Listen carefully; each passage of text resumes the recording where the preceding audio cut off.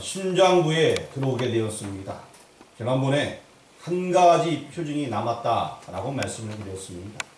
그리고 그 표징이 무엇인지 다음 시간에 얘기하겠습니다 라고 얘기했는데, 그 표징이 오늘 제목으로 나와 있습니다. 이 제목을 한번 다 같이 한번 읽어보겠습니다. 6월절. 이 6월절이라는 제목.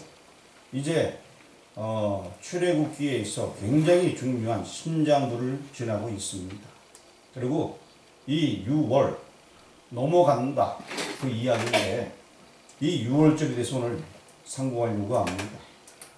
마지막 남은 표징이 바로 6월절이었기 때문에 그렇습니다. 오늘 본문 여러분 13절을 한번 찾아서 같이 읽어보도록 하겠습니다.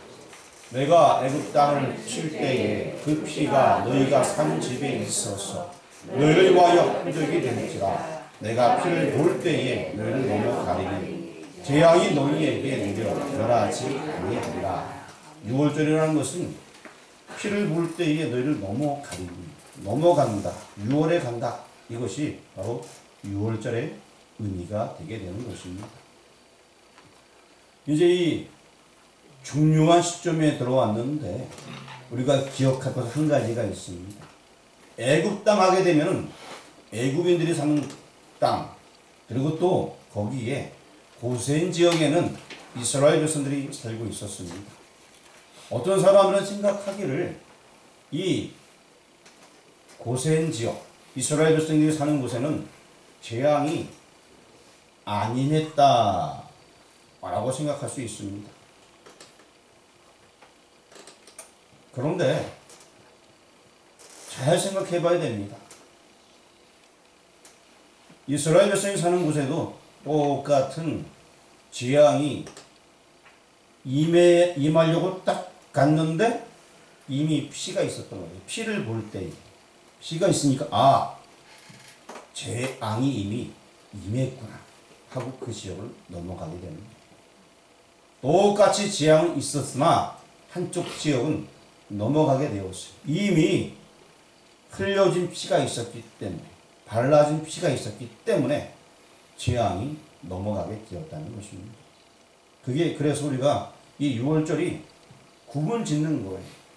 어떤 이에게는 이 6월절이 가장 슬픔의 날이 되기도 하고, 어떤 이에게는 이 6월절이 은혜 받은 날이 되고 축복의 날이 되기도 하는 것입니다.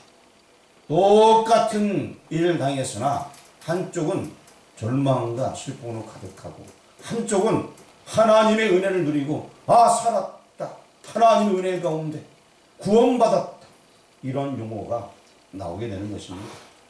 오늘 본문은 딱 두 가지만 이야기하려고 합니다. 몇 가지 이야기한다고요? 두 가지. 첫 번째는 한번 따라 하시길 바랍니다. 새로운 시작. 새로운 시작. 자, 첫 번째는 뭐에 대해서 이야기한다고요? 네, 새로운 시작. 오늘은 내가 새롭게 시작할 거야. 한번 예배 시간 마칠 때까지 눈을 안 감고 똑바로 뜨고 새롭게 시작할 거야. 이런 마음을 가지고서 한번 새롭게 시작해 보시길 바랍니다. 예, 아멘도 있습니다. 자, 두 번째 이야기할 것은 피를 볼 때에 넘어가리라는데 간단하게 말씀드리겠습니다. 두 번째는 6월절. 6월절. 오늘 두 가지를 이야기한다고 했어요. 첫 번째는 뭐다?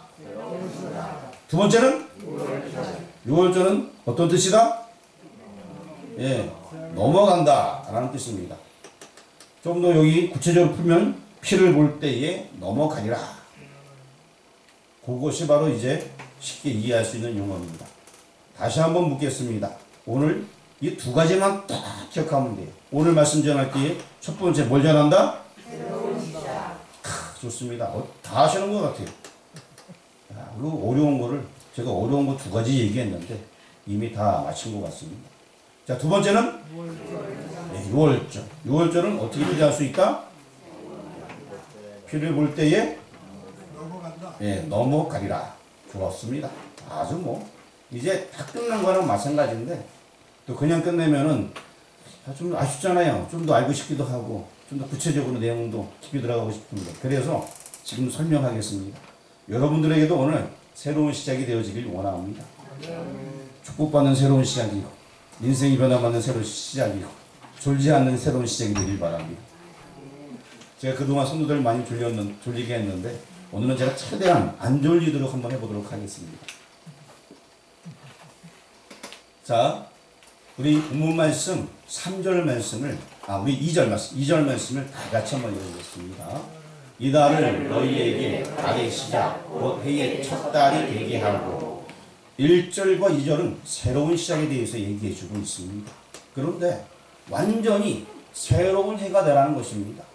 이때 이 유대인들의 민간적 달력으로 7월달이었어요. 7월달인데 야 그거 쓰지 말고 종교역으로 이제 정월 첫 달이 되게 해라. 1월달이 되게 하라. 이것이 하나님의 명령이었습니다. 그래서 새로운 시작이라는 거예요. 새롭게 시작해.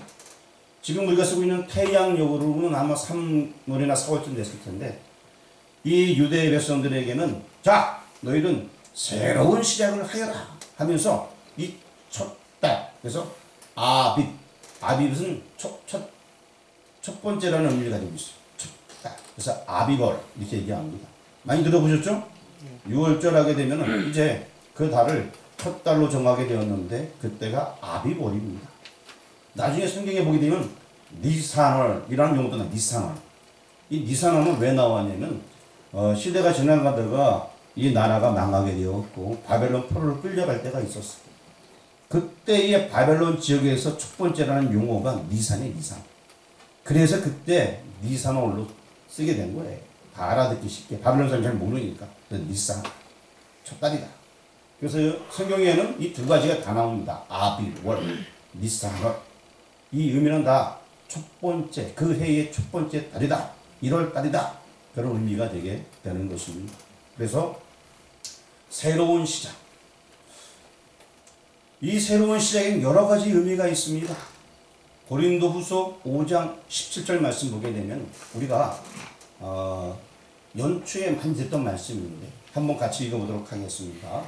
그런즉 누구든지 그리스도 안에 있으면 새로운 피조물이라. 이전 것은 지나갔으니 보라 새 것이 되었도다. 자, 이전 것은 다 지나갔습니다. 새롭게 시작한다는 것입니다. 예수님의 죽으심과 부활로 새롭게 시작되는 것입니다. 주일의 개념도 바뀌게 되었습니다. 모든 것이 새롭게 시작되는데 그 새로운 시작에 대해서 이미 구약 성경에서 이 새로운 시작을 알리고 있습니다. 아비벌 이거 지켜라 라고 얘기하면서 종교력을 주셨습니다. 그리고 실제 이 이야기 이후에 4,500년이 지난 다음에 그리고 예수님께서 오셨을 때에 정말 새로운 시작, 인류의 새로운 시작이 딱 오게 되게 된 것입니다. 시간을 뚫고 그 약속의 말씀은 그대로 이루어지게 되었습니다. 또한 이 사건 때문에 우리 인생이 새로운 시작이 되게 되었습니다. 예수님의 피의 구속으로 말미암아서 우리 인생이 완전히 새로운 출발을 할 수 있게 되었습니다. 그래서 우리는 이것을 다시 태어난다, 거듭났다, 갱생했다 이런 용어를 쓰고 있습니다. 우리는 예수로 말미암아 어느 순간 다시 태어나는 순간이 있었습니다. 누구로 말미암아? 예수로 말미암아. 이것이 바로 구약 성경에 이미 계시되어 있어. 그것은 신약 성경이 예수님께서 이루게 되었습니다. 우리 인생의 전환점들이 다 있습니다. 여기 모인 어떤 사람 중에서는 제가 정확하게 이름 얘기 안 할게요. 김대 무슨 집사님 같은 경우에는 예전에 뭐 주먹을 막 쓰고 그랬대요. 아는 분이 있을지 모르겠어요. 그런데 완전히 지금 새롭게 살면서 복음 전하며 살아가고 있어요. 예, 누군지는 얘기 안 할게요. 김대 무슨 집사님인데 어쨌든 그런 분이 계세요. 자, 완전 인생이 바뀌어버린 거예요. 누구 때문에? 새로운 시작이 되게 되었습니다. 그래서 지금 이제 새로운 시작을 하여라 라고 얘기하는 것이고 우리 3절 말씀 우리 3절부터 14절까지는 6월절에 대한 이야기인데 이 3절에서 약 20절까지 내용 이 내용들은 하나님께서 모세에게 주는 메시지예요. 지금 이것이 다 되어진 것이 아니고요. 지금 하나님께서 미리 메시지를 주는 거야. 이렇게 준비해. 이런 일이 있을 거야. 이렇게 하나님께서 메시지를 주는 내용인데 우리 3절 말씀 다 같이 한번 읽어보겠습니다. 너희는 이스라엘 온 회중에게 말하여라. 이달 열흘에 너희 각자가 어린 양을 취할지니 각 가족대로 그 식구를 위하여 어린 양을 취하되. 자, 이달 열흘에 무슨 달에? 이달이 무슨 달이에요? 예, 아비월. 첫 번째 달입니다. 1월이라고 얘기할 수 있고요.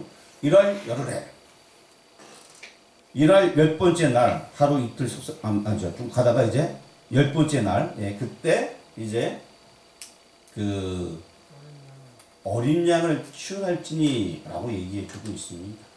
그리고 이제 구체적인 설명을 5절, 6절에 하고 있는데 우리 5절 말씀을 같이 읽어보겠습니다. 너희 어린 양은 흠 없는 일년된 수컷으로 하되 양이나 염소 중에서 취하고. 흠 없고 일년된 수컷. 저는 뭐 동물은 잘 모릅니다만 1년 된 것 외형적으로는 어른하고 비슷하지만 아직 어린 아이입니다. 그렇지만 굉장히 건강한 상태, 굉장히 싱싱한 상태. 우리 염소를 수년 동안 기다렸던 우리 집사님도 염소가 언제 가장 맛있어요? 다 맛있어요. 네, 냄새도 안 나고 가장 좋을 때가 1년쯤 됐을 때 그렇게 표현하더라고요. 1년 되었을 때 몸집은 어른만해지면서 그리고 아직까지는 다 성장한 모든 것들이 아직 천진난만할 때 어쨌든 흠 없고 1년 된 수컷으로 하되 이렇게 설명해 주고 있습니다. 그러고 나서 우리 6절 말씀을 같이 읽어보겠습니다. 이달 나흘날까지 간직하였다가 해질 때에 이스라엘 회중이 그 양을 잡고. 자, 나흘날까지 열흘부터 나흘날까지 간직을 하는 거예요. 그 다음에 해질 때 잡게 되는데 자, 왜 미리 특정해서 그것을 간직하고 있을까요? 왜? 5절 말씀에 잠깐 약간 나와 있었는데 흠 없는 것을 잡으라고 얘기했어요.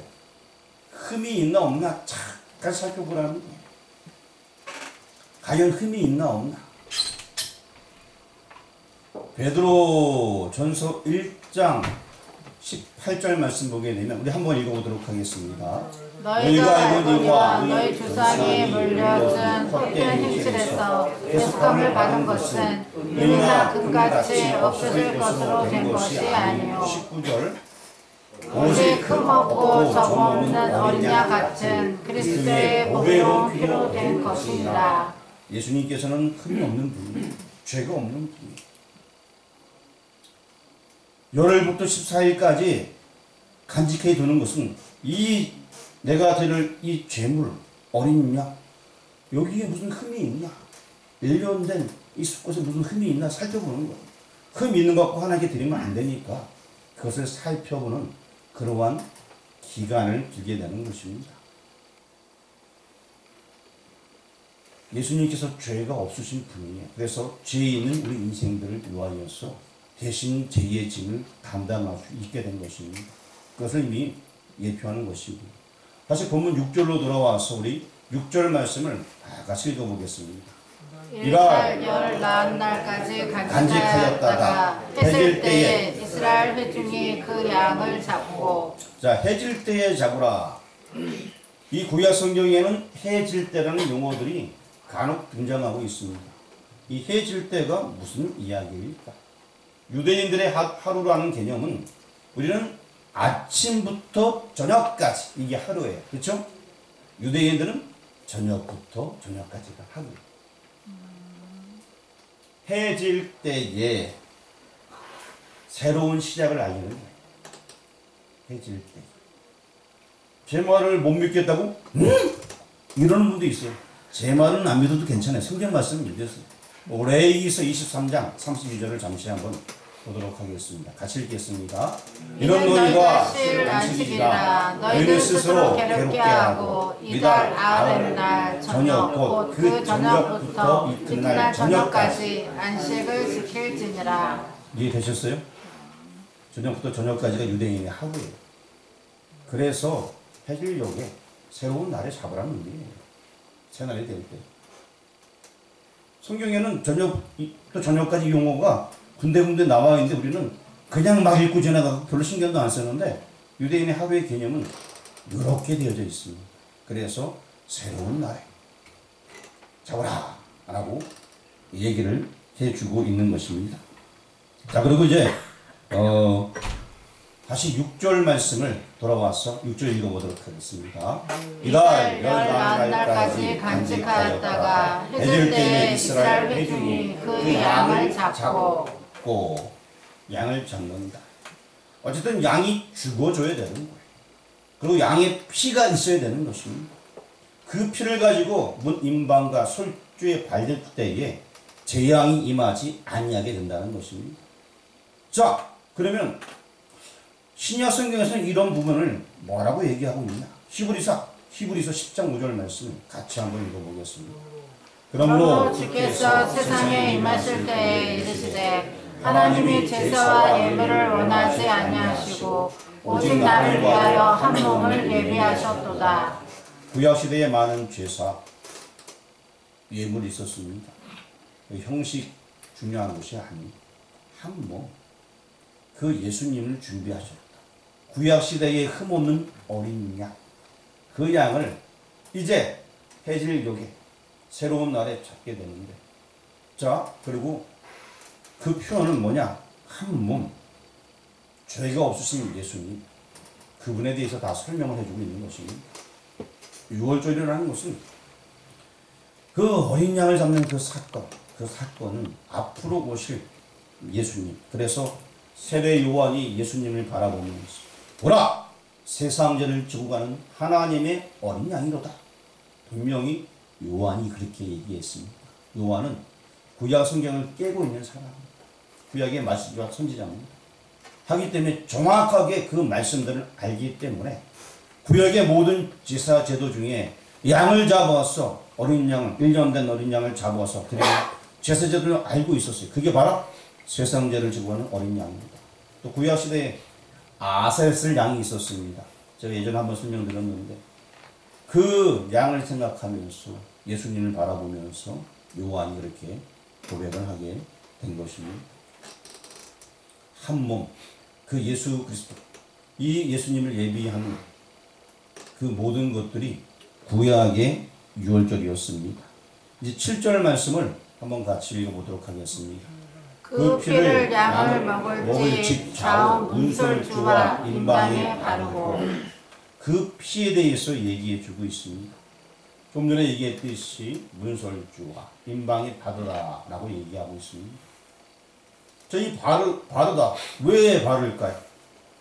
13절에 그 내용이 조금 나와 있는 13절 읽어보겠습니다. 내가 애굽 땅을 칠 때에 그 피가 너희가 사는 집에 있어서 너희를 위하여 표적이 될지라.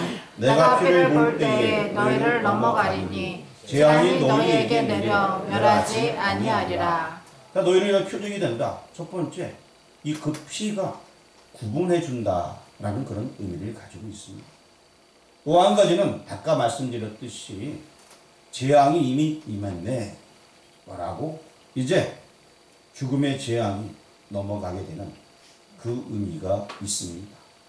그리고 또 한 가지 이때 우리가 중요하게 생각할 부분이 있는데 그 날에는 바깥에 나가면 돼요? 안 돼요? 안 된다는 얘기 어디 있어요? 나가면 돼요? 안 돼요? 22절 말씀 한번 읽어보겠습니다. 우슬초 묶음을 가져다가 그릇에 담은 피에 적셔서 그 피를 문 임박과 좌우설지에 뿌리고 아침까지 한 사람도 자기 집 문 밖에 나가지 말라. 무슨 얘기일까요? 우리는 언약 안에 있어야 됩니다. 예수 그리스도의 피의 언약 안에 있어요.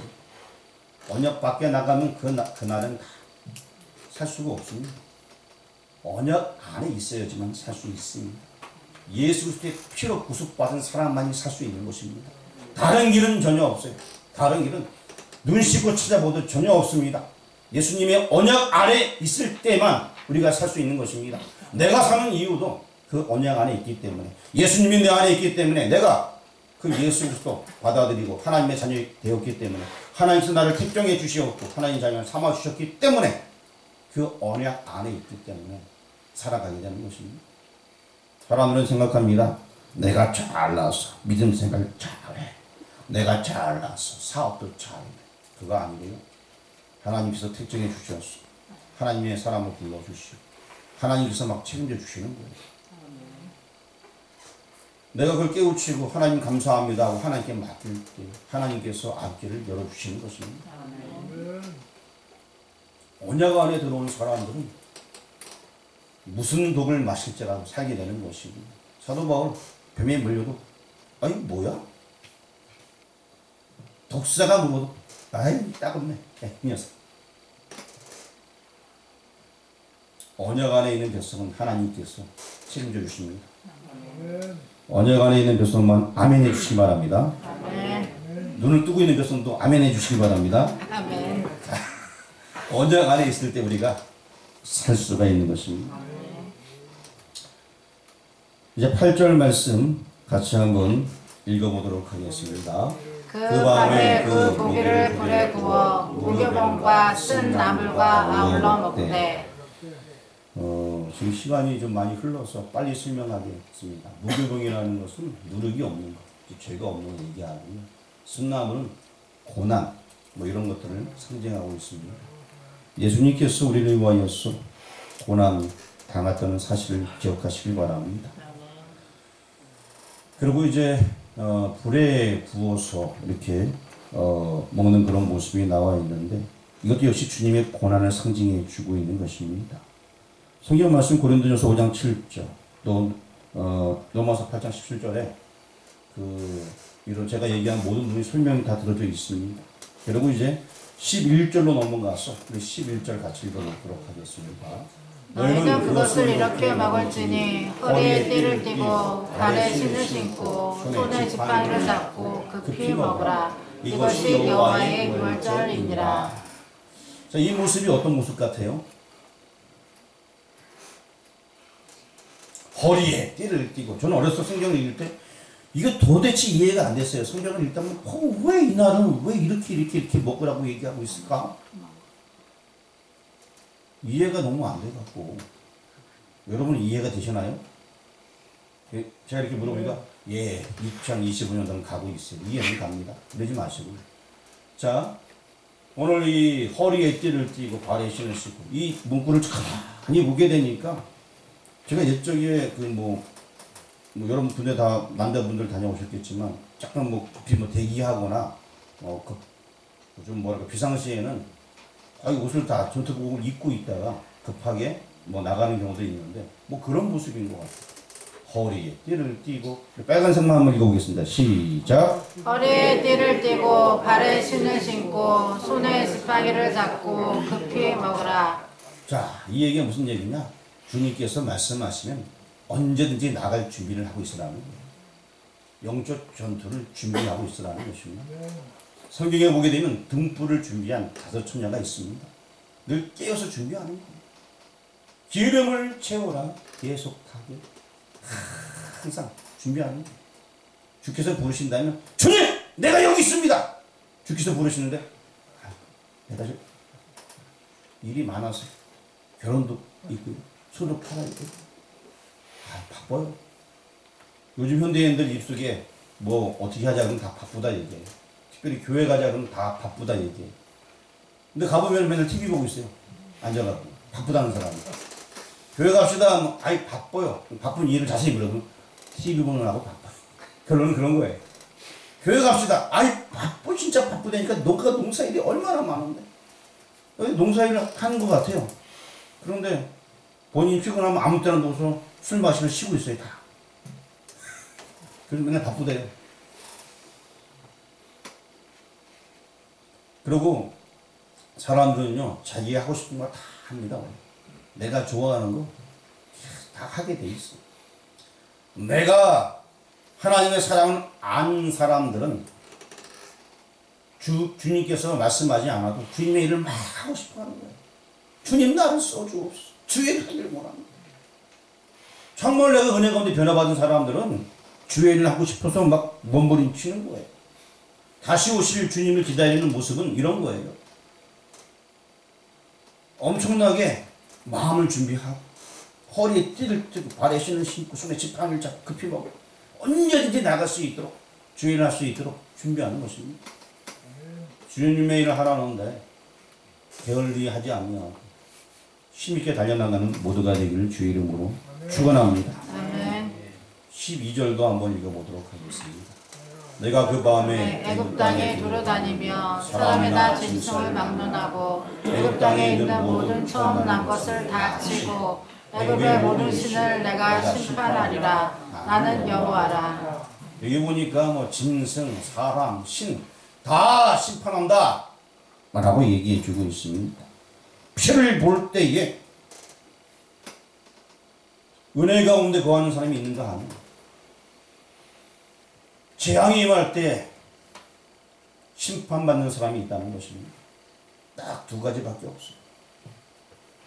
우리 앞에는 딱 이 두 가지밖에 없습니다. 다른 거 없어요. 이 땅의 나라가 200개의 나라가 넘어도 진정한 나라는 딱 두 가지밖에 없습니다. 하나님의 나라와 사탄의 나라 딱 두 가지예요.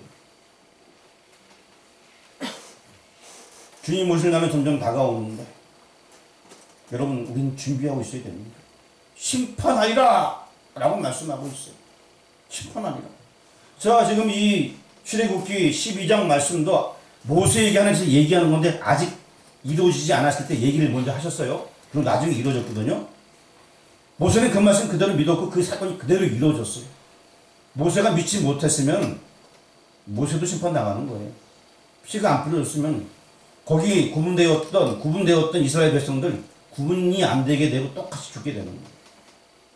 우리도 마찬가지입니다. 내가 예수님 하나님 자녀 되었는데 온전히 말씀을 믿지 못한다면은, 온전히 의지하지 못한다면, 보혈의 피가 나한테 없다면은, 교회는 아니지만 예수님 피로 말미암아 내가 구원 얻었다 확신이 없다면은 심판의 대상자가 되는 거예요. 심각하게 생각해야 됩니다. 여러분 이제 오늘 말씀 받으면서 새롭게 태어나시길 바랍니다. 새로운 시작이 우리 가운데 열려지길 주의 이름으로 축원합니다. 결론적으로 이제 말씀을 드리려고 합니다. 오늘 제목을 한번 다 같이 말씀해 주시길 바랍니다. 6월절. 네, 제목은 6월절입니다. 6월절. 아까 읽었던 13절 말씀을 다시 한번 읽어보도록 하겠습니다. 내가 애굽 땅을 칠 때 그 피가 너희가 사는 집에 있어서 너를 위하여 표적이 될지라. 내가 피를 볼 때 너희를 넘어가리니 재앙이 너희에게 내려 멸하지 아니하리라.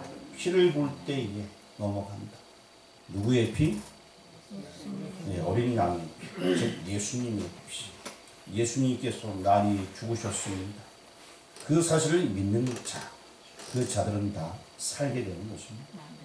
인생이 바뀌어짐으로 말미암아서 하나님의 자녀 되어지게 되고 영원히 사는 축복까지 누리게 되는 것입니다. 6월절들 넘어간다. 더 이상 우리에게는 죄앙이 없습니다. 그래서 이런 노래가 있죠. 심판이 나에겐 없네. 실제 심판이 없는 건 아니고 있는데 그 심판이 넘어가기 때문에 심판과 우리랑은 관계가 없다라는 그런 노래가 만들어지게 된 것입니다. 옛적에 우리는 똑같이 죄 아래, 사망 아래 있었습니다. 하지만 이제는 예수님의 피로 말미암아서 그 재앙이 나랑 관계가 없습니다. 이제 은혜 안에 있게 되었습니다. 그런데 여러분, 내가 잘나서 은혜 안에 있는 거 아니에요. 하나님께서 저 여러분 택해 주셨습니다. 못났지만 그냥 택해 주셨어요. 우리가 볼 때는 잘난 사람, 못난 사람, 키 같은 사람, 얼굴이 빨간 사람, 하얀 사람, 별로 사람 다 있어요. 그런데 여러분, 하나님께서 택한 사람, 안 택한 사람, 이 두 가지로밖에 구분이 안 됩니다. 우리는 하나님이 택함 받았습니다. 그런데 택함 받은 사람이 키가 커서도 아니요, 콧구멍이 넓어서도 아니요, 예비 시간에 잠을 잘 자서도 아니요, 하나님의 은혜로 그냥 택함 받은 겁니다.